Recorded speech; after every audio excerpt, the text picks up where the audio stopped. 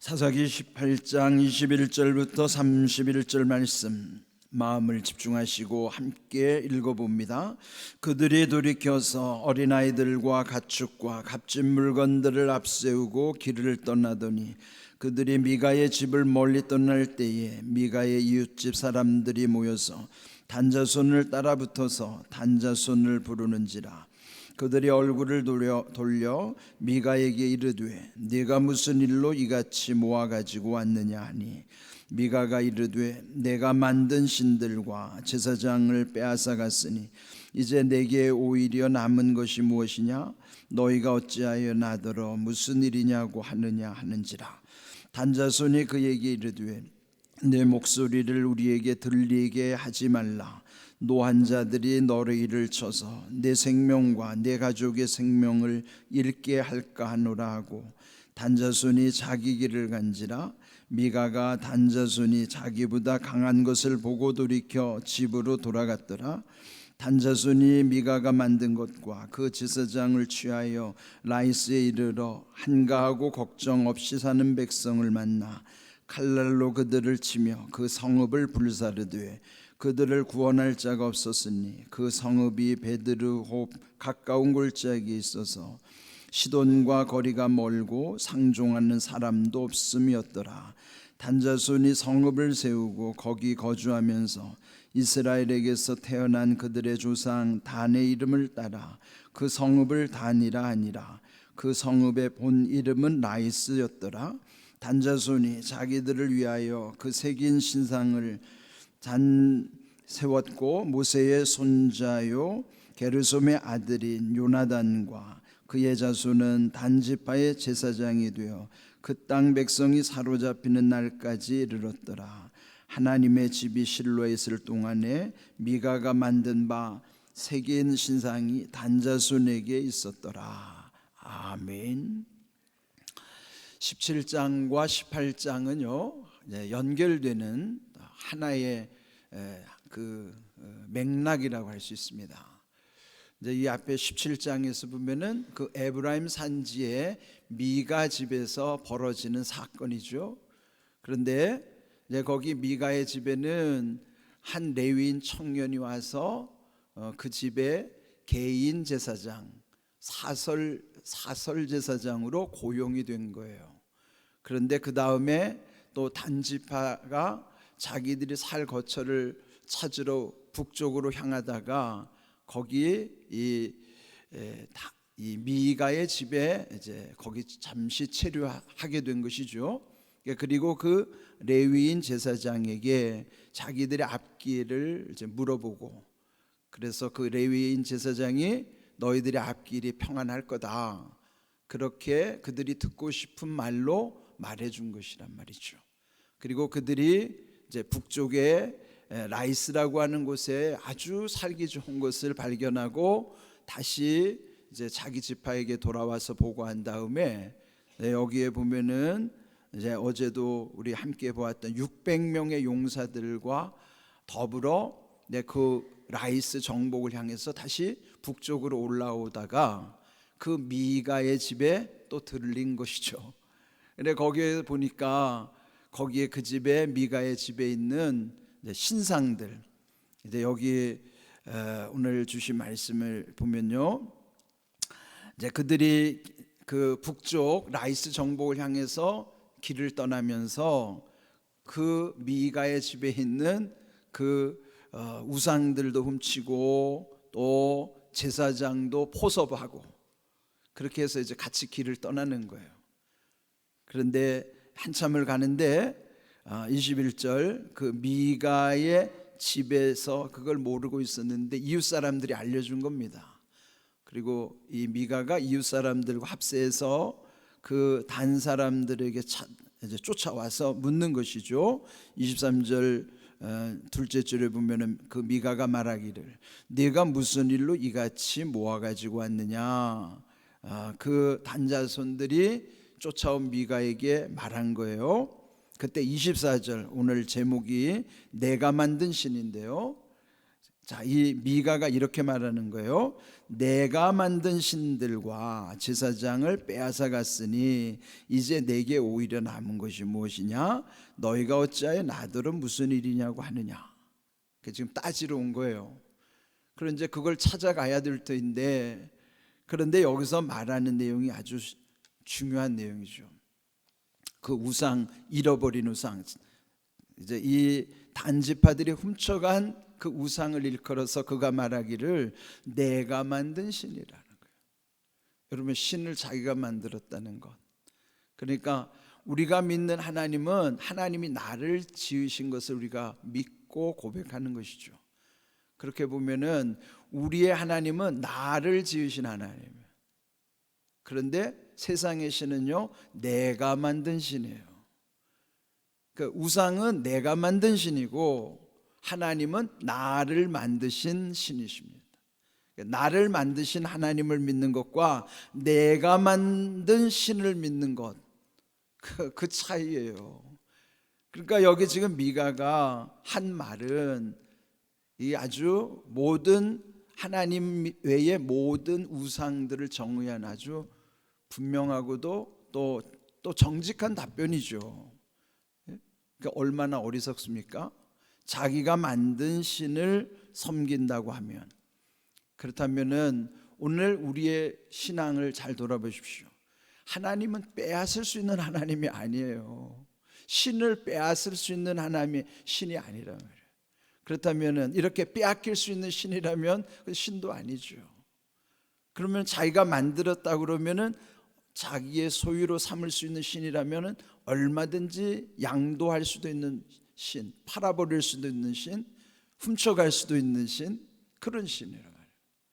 그런데 우리의 믿음을 잘 돌아보십시오. 과연 나를 지으신 하나님을 나는 믿는데 그 하나님을 빼앗길 일이 없잖아요. 하나님은 신상에 있는 하나님이 아니잖아요. 그럼 내게서 하나님을 누가 빼앗아 간다는 거예요 도대체? 우리가 믿는 하나님은 빼앗을 수 있는 하나님이 아니에요. 그런데 만약에 여러분 안에 그 하나님을 빼앗겼다면 그 하나님은 여러분을 지으신 하나님을 믿는 게 아니라 여러분이 만든 하나님을 믿고 있는 사람들이란 말이에요. 잘 생각하셔야 돼요.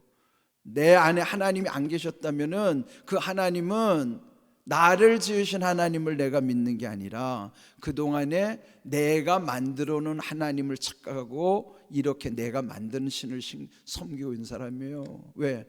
얼마든지 빼앗길 수 있고 만들 수 있고 팔아버릴 수도 있는 신이라면은 그건 다 자기가 만들어 놓은 신이고 자기가 만든 하나님이란 말이에요. 나를 지으신 하나님은 빼앗길 수 있는 하나님이 아닙니다. 이게 중요한 거예요 오늘. 예? 그러니까 우리의 신앙이 얼마나 분명해야 되는가를 알게 되지 않아요? 잘 생각해 보십시오. 내가 믿는 하나님은 내가 만든 하나님인가, 나를 만드신 하나님인가, 그거 점검하셔야 된다고요. 제가 자주 쓰는 말이죠. 점검해야 된다고요. 그럼 저도 점검하기 때문에 여러분도 점검하시라는 말이에요. 예? 제가 무슨 그냥 큰 소리 치는 것이 여러분만 들으라고 하는 게 아니라 저를 향해서도 냉엄하게 준엄하게 그 말씀에 회초리를 대는 거예요. 회초리라는 말이 뭔지 아세요? 회라는 게 돌이킬 회자에다가 초리라는 건 처음에 이치로 돌아가는 게 초리예요. 초심처럼. 왜 회초리를 대느냐? 처음에 이치로 돌아가라고 회초리를 드는 거란 말이에요. 말씀은 우리에게 회초리예요. 처음에 이치로 돌아가게 하는 말씀이라고. 그러니까 여기에 내가 믿는 하나님이 내가 만든 하나님인지 나를 만드신 하나님을 내가 믿는지 이거를 정확히 점검하면서 우리의 신앙생활이 바르게 가도록 하는 거죠. 그런 다음에 이제 25절에 또 단자손이 그들에게 이제 위협하고 협박하는 내용이 나와요. 내 목소리를 우리에게 들리게 하지 마라. 그게 뭐예요? 잠잠하라는 거죠. 노한 자들이 너희를 쳐서 내 생명과 내 가족의 생명을 잃게 하노라. 예? 그러니까 뭐예요? 생명을 잃지 않고 싶으면은 조용히 해란 말이에요. 협박하는 거예요. 지금 이 미가가 이웃 사람들과 합세해서 왔지만은 이렇게 강하게 느껴지니까 26절, 단자손이 자기 길을 간지라 미가도 단자손이 자기보다 강한 것을 보고 돌이켜 집으로 돌아갔더라. 서로 각자 자기 길을 가는 거예요. 단은 훔친 신을 가지고 그 북쪽을 향해서 라이스를 향해서 땅을 정복하러 가고 있고, 미가는 항의하러 왔다가 다시 찾으러 왔다가 찍소리도 못하고 다시 돌아가는 거예요. 여기에 이런 논리가 뭐예요? 이 미가라고 하는 사람은 강한 사람 앞에 약하고 약한 사람 앞에는 강한, 이게 세상의 이치가 이런 거예요. 그렇지 않아요? 세상 사람들 보십시오. 강한 사람에게는 함부로 덤비지 못하고 찍소리도 못해요. 비굴하다고요. 그런데 자기보다 조금 약하다고 느낀 사람한테는 아주 우쭐대고 교만하고 과시하는 거예요. 강한 자기 약한 자에게 강한 거예요. 요즘 젊은 사람들이 그걸 줄여가지고 강약 약강이라고 표현해요. 강한 자에게 약하고 약한 자에게 강한 강약 약강. 이것이 오늘 세태란 말이죠. 우리가 있다면 가정에도 보면 그런 사람들이 있어요. 못난 사람들은 밖에서는 찍소리도 못하가 집에서만 큰 소리 치는 남자들 말이에요. 밖에서는 찍소리 못하다가 집에 와서 자기 식구들만 때려잡는 거예요. 아내들 막 자식들, 그게 못난 남자죠. 오히려 안에 들어와서는 부드럽게 다 섬기고 밖에 나가서 좀 당당해 보란 말이에요. 비굴하지 말고. 어떤 목사님이 그러는데, 우리 교회는 그런 분이 없는데 어떤 교회는 그런 교회도 있대요. 이 교회 안에 장로 권사들 중에도 말이죠, 밖에서는 세상에 나가서는 찍소리도 못하다가 교회만 들어오면은 그냥 큰 소리 치고, 예? 그 밖에서는 강한 자 앞에서 약하게 쓰내다가 여기 와서는 아주 강한 소리. 그 목사님이 말씀하는 거예요. 그냥 얼마나 담임 목사를 잡는지 말이에요. 그래도 우리 교회는 그런 분이 없어서 감사해요. 그런 장로, 그런 권사들이 있는 교회가 잘 될 수 있겠어요? 우리는 이 미가처럼 이런 모습으로 살면 안 되는 거죠. 오히려 정말 하나님을 믿으면 강한 사람한테 강하게 맞설 수 있고, 약한 자에게는 약하게 부드럽게 그들을 아우러 줄 수 있는 것, 그런 모습으로 살아야죠. 이렇게 못난 모습, 이게 미가의 모습이에요. 왜 그럴까요? 내가 만든 신을 섬기는 사람은 이렇게 살아요. 비굴하죠. 그런데 나를 지으신 하나님을 섬기는 사람들은 당당하다고요. 강한 자 앞에 두려울 게 뭐가 있겠습니까? 오히려 약한 자 앞에서 더 부드럽게 섬길 수 있는 것, 그는 내가 만든 신을 섬기는 자의 모습과 나를 지으신 하나님을 섬기는 자의 모습이 얼마나 다른가, 이걸 오늘 우리에게 보여주시는. 그럼 우리를 어떻게 살라고 하는 거예요? 세상에 나가서 당당하게 살고 약한 자들을 섬기고 교회 와서는 정말 섬기는 모습을 보여주는 것, 그것이 진정한 온유한 모습이 그런 모습이에요. 이런 귀한 모습을 오늘 우리에게 비춰주고 계시죠. 자, 그리고 마침내 27절, 그 단자손들이 결국 미가가 만든 신, 내가 만든 신이죠, 제사장 취하여 라이스에 도착했어요. 거기는 최북단에 있는 거예요. 이스라엘 영토의 맨 북쪽에 있는 라이스라고 하는 곳이, 거기는 한가하고 걱정 없이 사는 백성, 얼마나 평화로운지, 정말 살고 싶은 곳, 그곳에 이르러서 결국 그들은 칼날로 그들을 치며 그 성읍을 불살랐다 그랬어요. 여러분, 이것은 하나님이 허락하시지 않는 땅이에요. 자기들의 욕심을 취하기 위해서 평화롭게 사는 그 땅 백성들을 가서 무참히 진멸하고 강제로 빼앗는 거예요. 그건 하나님의 뜻도 아니죠. 그러면서 이제 결국 그 땅에 거주하게 됐고, 28절 끝에 보면은 단자손이 성읍을 세우고 거주하면서 거기에 이름을 단이라고 이름을 지었다. 그래서 이스라엘의 경계를 보면요, 최북단 거 라이스를 빼앗아 가지고 단이라고 이름을 지어서 최북단으로부터 최남단에 이르는 것을 최북단 단으로부터 최남단 부엘세바까지. 그래서 단에서부터 부엘세바까지라고 그러면은 우리의 영토가 저 백두에서부터 할라까지라고 표현하는 것과 똑같아요. 그러니까 이스라엘의 영토가 단에서부터 부엘세바, 남쪽의 부엘세바까지. 그때 이렇게 정해진 것이죠. 그 이후에.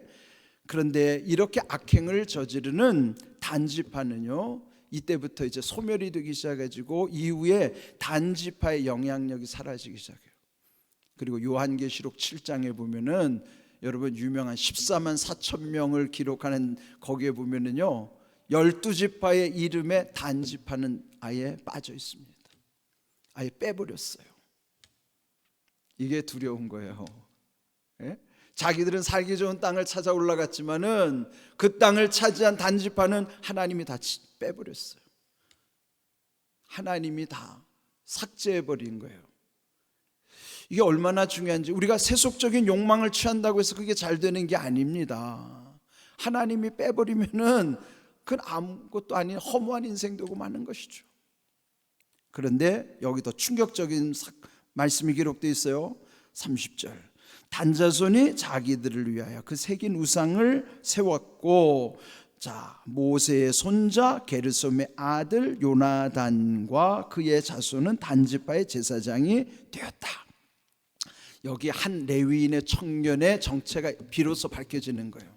이름도 기록되지 않았던 한 레위인을 제사장으로 삼았는데 그 사람이 누군가? 마지막에 기록하기를 그는 모세의 손자요 게르솜의 아들 요나단이라는 이름을 가진. 이게 왜 충격일까요? 모세의 손자라고 그러면 아직 100년도 안 된 거예요. 가나안에 들어온 지 지금 100년도 안 되고, 모세의 아들과 손자 사이면은 그 간격이 100년 미만일 거란 말이에요. 100년도 안 돼서 이렇게 이 민족이 지금 무너지고 있다는 것이죠. 그런데 모세는 선지자의 역할을 했지, 제사장 가문은 아론을 통해서 계승되게 하신 거예요. 그러니까 모세의 자손이라 하더라도 제사장이 될 수가 없어요. 그런데 율법을 준 모세의 후손 중에도 이렇게 타락한 손자가 있었다고 하는 것은 그 시대가 얼마나 영적으로 무너져 내리는 시대인가를 알게 하시는 거예요. 여러분, 이런 모습을 보면서 오늘 우리에게 문제는 결국 뭐예요? 신론에 대한 문제, 신관에 대한 문제. 그게 뭘까요? 내가 만든 신을 믿느냐? 나를 만드신 하나님을 믿느냐?